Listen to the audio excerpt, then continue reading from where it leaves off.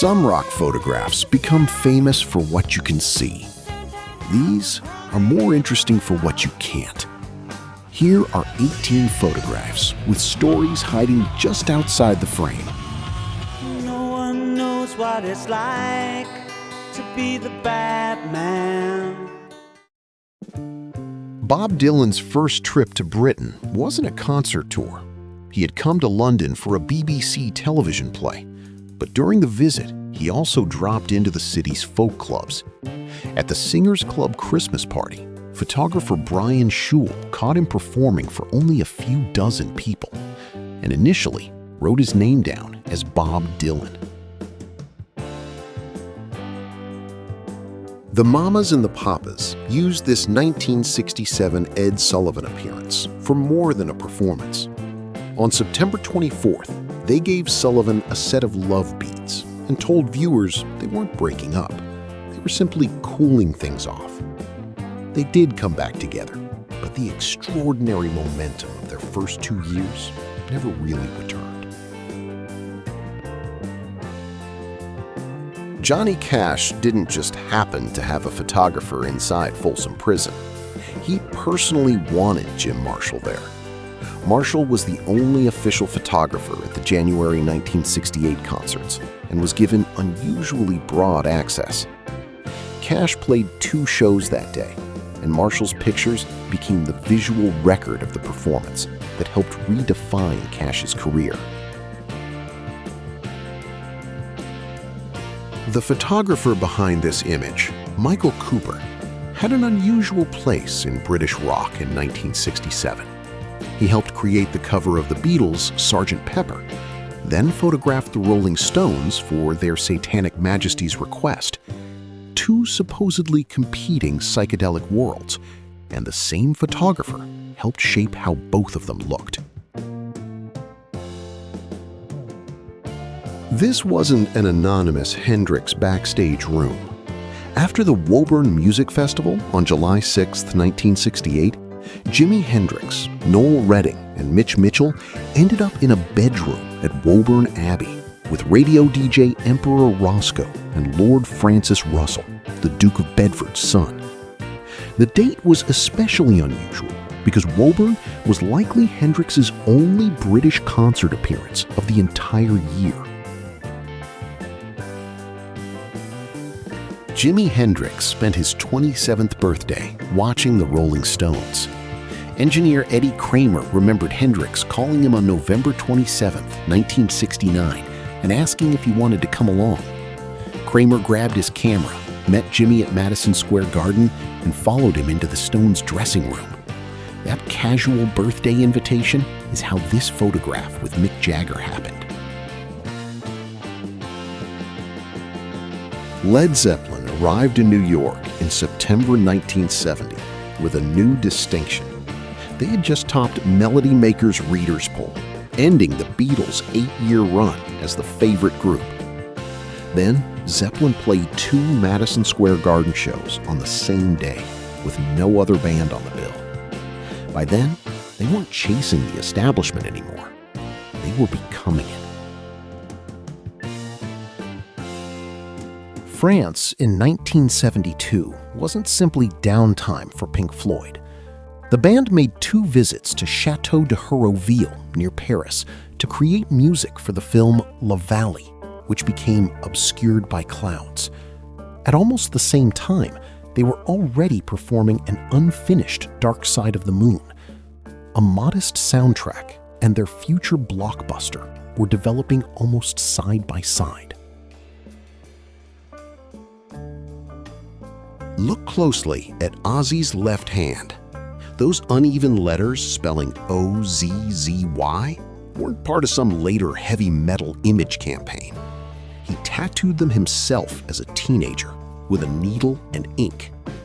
Ozzy later laughed that the 2 Z's didn't even line up. By 1974, that homemade teenage mark had become one of the most recognizable details about him. Kiss weren't the headliners when Bob Gruen took this backstage photograph. It was October 25th, 1974, at the Capitol Theater in Passaic, New Jersey. Golden Earring topped the bill, and Kiss had been added after another band dropped out. For a group that would soon build its reputation on arena-sized spectacle, they were still taking useful opening slots wherever they could get them. If you enjoy this side of rock history, consider subscribing. There are plenty more photographs like these to dig into. One correction before we go any further. This photograph is from 1972, not 1975. Ringo Starr was directing Born to Boogie, his film built around Mark Bolan and T-Rex, and Elton John joined the project as well. This session took place at Ascot Sound Studios, inside John Lennon's Tittenhurst estate. These three weren't randomly hanging out. They were making a movie. Ronnie Wood's first American tour with the Rolling Stones came while his position was still strangely unsettled. Mick Taylor had left, and Wood joined the 1975 Tour of the Americas while he was still connected to the Faces. What began as a touring arrangement lasted. By the following year, Wood had become the Stones' new long-term guitarist. Pink Floyd's 1975 North American tour ended in Hamilton, Ontario at Ivor Wynne Stadium. The finale became memorable for something that happened after the music. The crew used extra pyrotechnics, damaging the stadium's scoreboard and blowing glass out of windows in nearby houses. It's an odd contrast, a quiet crowd photograph from a tour that ended with a very loud accident.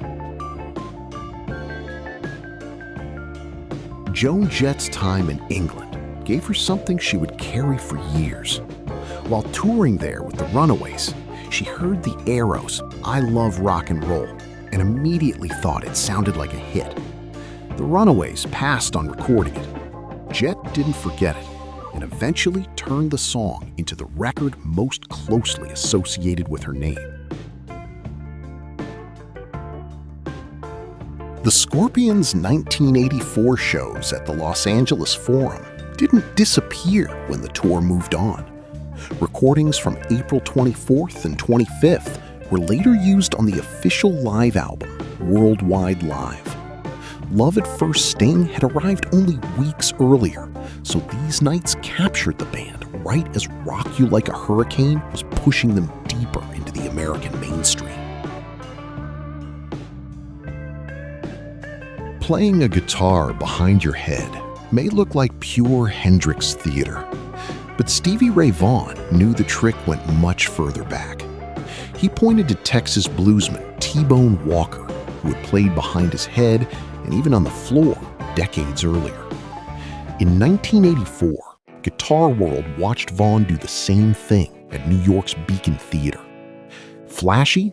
Yes, but deeply traditional. Colm Henry photographed U2 walking on Sandy Mount Strand in Dublin in 1988 with the Pigeon House chimneys behind them. It was also the year of Rattle and Hum, when the band pushed deeply into American blues, gospel, and roots music. There's something fitting about one of the period's photographs doing the opposite, placing U2 unmistakably back in Dublin. Karen Mason Blair photographed Alice in Chains in Seattle in 1990, before success was guaranteed. Facelift arrived that August, but the album moved only about 40,000 copies in its first several months. Then MTV began giving Man in the Box serious exposure. Within roughly 6 weeks, Facelift sold another 400,000 copies. Their breakthrough looked sudden from the outside. It really wasn't. Which one of these stories was new to you? I'm still torn between Hendrix spending his birthday with the Stones and Kiss being a last-minute addition to someone else's bill. Tell me which photograph you'd keep from this collection.